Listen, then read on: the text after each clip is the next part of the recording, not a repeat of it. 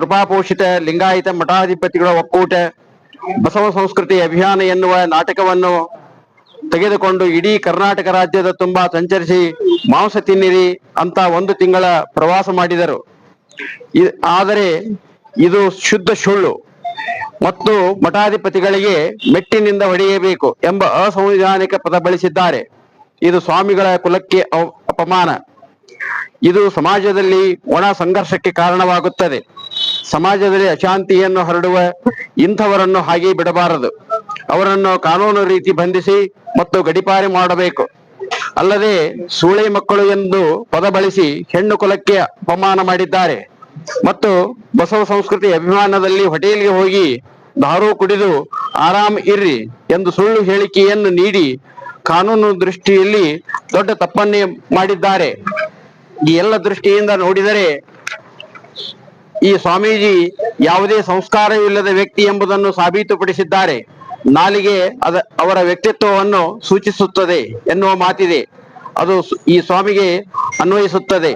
ಜನಸಾಮಾನ್ಯರು ಕೂಡ ಬಳಸಲು ಹಿಂದೇಟು ಹಾಕುವ ಕೀಳು ಪದವನ್ನು ಬಳಸಿದ ಅದೃಶ್ಯ ಕಾಡಸಿದ್ದೇಶ್ವರ ಸ್ವಾಮಿಗಳನ್ನು ಕರ್ನಾಟಕ ರಾಜ್ಯದಲ್ಲಿ ಬರದ ಹಾಗೆ ಅವರಿಗೆ ನಿಬಂಧನೆ ಹೇರಬೇಕು ಮತ್ತು ಕಾನೂನು ರೀತಿ ಕ್ರಮ ಕೈಗೊಳ್ಳಬೇಕೆಂದು ಈ ಮೂಲಕ ಸನ್ಮಾನ್ಯ ಮುಖ್ಯಮಂತ್ರಿಗಳಲ್ಲಿ ಹುನಗುಂದ ತಾಲೂಕಾ ಬಸವಾಭಿಮಾನಿಗಳ ಪರವಾಗಿ ಈ ಮನವಿ ಪತ್ರ ಸಲ್ಲಿಸುತ್ತಿದ್ದೇವೆ. ಜಾಗತಿಕ ಲಿಂಗಾಯತ ಮಹಾಸಭಾ ಹುನಗುಂದ ತಾಲೂಕಾ ಘಟಕ, ಜಾಗತಿಕ ಲಿಂಗಾಯತ ಮಹಾಸಭಾ ಹುನಗುಂದ ಮಹಿಳಾ ಘಟಕ, ಬಸವ ಕೇಂದ್ರ ಹುನಗುಂದ, ಶರಣ ಸಾಹಿತ್ಯ ಪರಿಷತ್ತು ತಾಲೂಕಾ ಘಟಕ ಹುನಗುಂದ. ಇವತ್ತೊಬ್ಬ ಲಿಂಗಾಯತ ಅಂತಾನ, ಒಬ್ಬ ಹಿಂದೂ ಅಂತಾನ, ಒಬ್ಬ ಇನ್ನೊಂದು ಏನಂತಾನ. ಇವತ್ತು ನೋಡಿ, ಈಗ ಕನ್ನಿಗೇರಿ ಸ್ವಾಮಿಗೆ ನಾ ಬಿಡ್ಸೋ ಬರ್ತಾನೆ, ನಾ ಕರ್ಕೊ ಬರ್ತಾನೆ ಅಂತ ಒಬ್ಬ ಡಂಬಂದಿನ ಒಬ್ಬವನು. ಇನ್ನೊಬ್ಬ ಏನ್ ಹೇಳೋಣ, ಅದೇನ್ ದೊಡ್ಡ ಕೆಲಸ ಅನ್ನೋದು ಸಂಸ್ಕೃತಿಗೆ ನಾಯಕ ಮಾಡೋದಂತ ಮತ್ತೊಬ್ಬ ಹೇಳ್ದ. ಅಲ್ಲ, ತಮ್ಮ ಕಾಲದಾಗ ಗೌರ್ಮೆಂಟ್ ಇದ್ದಾಗ ಅಕ್ಕಮಾದೇವಿ ವಿದ್ಯಾಲಯಕ್ಕೆ ಹೆಸರು ಇರಲಿಲ್ಲ, ತಾವೇನು ಮಾಡಲಿಲ್ಲ. ಯಾವ ವ್ಯಕ್ತಿ ಮಾಡ್ಯಾನ ಅವನ್ ಸತ್ಕಾರ ಮಾಡುವಂತ ಧರ್ಮ ನಮ್ಮದು. ಅವಾಗ ಅವ್ರು ಮಾಡಿದ್ರೆ ಅವ್ರಿಗೂ ಸತ್ಕಾರ ಮಾಡಿವಿ. ಇವತ್ತು ಈ ಸಿದ್ದರಾಮಯ್ಯ ಮಾಡಂತ ಇವು ಸತ್ಕಾರ ಮಾಡಿವಿ. ಅದಕ್ಕೆ ಸಿಕ್ಕಾಪಟ್ಟೆ ಟೀಕಾ ಮಾಡ್ತಾರ. ಧಾರ್ಮಿಕವಾಗಿ ಒಂದು ಬಿಗಿ ಬಂದಿಲ್ಲ. ಅದಕ್ಕೆ ನಾವು ಏನು ರಾಜ್ಯ ಮಟ್ಟದ ಒಕ್ಕೂಟವೇನು ಶರಣ ಸಾಹಿತ್ಯ ಮಠಾಧಿಪತಿಗಳ ಒಕ್ಕೂಟ ಏನದ, ಅದು ರಾಜಕಾರಣಿಗಳಿಗೆ ಮೊದಲ ಒಂದು ಮುಗ್ದಾನ ಹಾಕ್ಬೇಕು ಅಂತ ನಾವು ಒಂದು ಅಭಿಪ್ರಾಯ. ಇಲ್ಲಿಕ ಬಂದ್ರೆ ತಿಳ್ತೋದಂಗ ಯಾವುದು ಬಂಧನ ಇಲ್ಲ. ಒಟ್ಟ ಯಾವುದಾದ್ರೂ ಒಂದು ಧರ್ಮ ಅಸ್ತಿತ್ವ ಇರ್ಬೇಕಂತಂದ್ರ ಅದಕ್ಕೆ ನಿಯಮಬದ್ಧವಾಗಿ ನಡ್ಕೊಳ್ಳುವಂತ ವ್ಯವಸ್ಥೆ ಇರಬೇಕು. ಈಗ ಮುಸ್ಲಿಂ ಧರ್ಮದೊಳಗ 3 ಸಲ ನಮಾಜ್ ಮಾಡಂತ ಹೇಳ್ತಾರ. ಆಮೇಲೆ ಕ್ರಿಶ್ಚಿಯನ್ ಪ್ರತಿ ರವಿವಾರ ಚರ್ಚೆಗೆ ಬರ್ಬೇಕಂತ ಹೇಳ್ತಾರ. ನಮ್ಮ ಧರ್ಮದೊಳಗೆ ಏನೈತೆ ಒಟ್ಟ ಏನ್ ಬೇಕಾದ್ರೆ ಮಾತಾಡೋಕು ಹಂಗೈತೆ, ಎಲ್ಲದಕ್ಕೂ ಫ್ರೀ ಐತದ. ಹಿಂಗಾಗಿ ಯಾವ ಸ್ವತಂತ್ರತೆ ಫುಲ್ ಫ್ರೀ ಇತ್ತಪ್ಪ ಅಂದ್ರೆ ಅದಕ್ಕೆ ನಿಬಂಧನೆಗಳು ಇರ್ಲಿಕ್ಕಂದ್ರೆ ಅದು ಅಸ್ತಿತ್ವದ ಸಾಧ್ಯ ಇಲ್ಲ.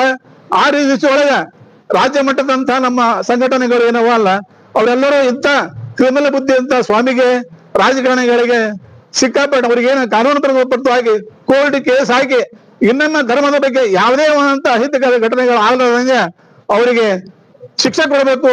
ಸಣ್ಣ ಶಬ್ದವನ್ನು ಲಿಂಗಾಯತ ಪರ ಮಠಾಧೀಶರು ಮತ್ತು ಲಿಂಗಾಯತ ಧರ್ಮದ ಪರವಾಗಿ ವಿರೋಧವಾಗಿ ಮಾತಾಡಬಾರ್ದು ಅಂತ ಒಂದು ಶಿಕ್ಷೆ ಅವರಿಗೆ ಆಗ್ಬೇಕು.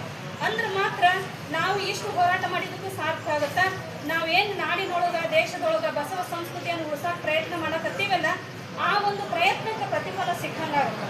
ಅದು ಒಂದು ಎಂಥ ಒಂದು ಪರಂಪರೆ ಐತಿ ನಮ್ಮ ಲಿಂಗಾಯತ ಧರ್ಮದ ಅಂತ ಹೇಳ್ಕೊಂಡು ಹೇಳಿದ್ರೆ ಅದು ಒಂದು ಸ್ವತಂತ್ರ ಧರ್ಮ ಆಗಿಲ್ಲ ಅಷ್ಟೇ. ಆದ್ರೆ ಏನು 100% ಮುಂದೆ ಒಂದು ದಿನ ಒಂದು ಸ್ವತಂತ್ರ ಧರ್ಮವಾಗಿ ಅದು ಘೋಷಣೆ ಆಗೇ ಆಗುತ್ತಾ. ಅಂಥದ್ದೆಲ್ಲ ಇವರು ಮಾತಾಡ್ಯಾರ ಅಂತಕೊಂಡು ಹೇಳಿದ್ರೆ ಅವರಿಗೆ ಕಠಿಣವಾದಂಥ ಒಂದು ಶಿಕ್ಷೆ ಆಗಲೇಬೇಕು ಅಂತಕ್ಕಂಥ ಒಂದು ಪ್ರತಿಭಟನೆಯನ್ನ ನಮ್ಮ ಹುನಗುಂದದ ಬಸವ ಪರ ಸಂಘಟನೆಗಳ ಪರವಾಗಿ ನಾವೆಲ್ಲರೂ ಮಾಡಕತ್ತೀವಿ. ಅದಕ್ಕೆ ಎಲ್ಲರ ಒಂದು ಹುನಗುಂದದ ಸಮಸ್ತ ಜನರ ಒಂದು ಬೆಂಬಲ ನಮಗೆ ಐತಿ ಅಂತಕ್ಕಂಥ ಮಾತನ್ನ ನಾನು ಇವತ್ತಿನ ದಿನ ಹೇಳೋ ಪ್ರಯತ್ನ ಮಾಡ್ತೀನಿ. ಎಲ್ಲರಿಗೂ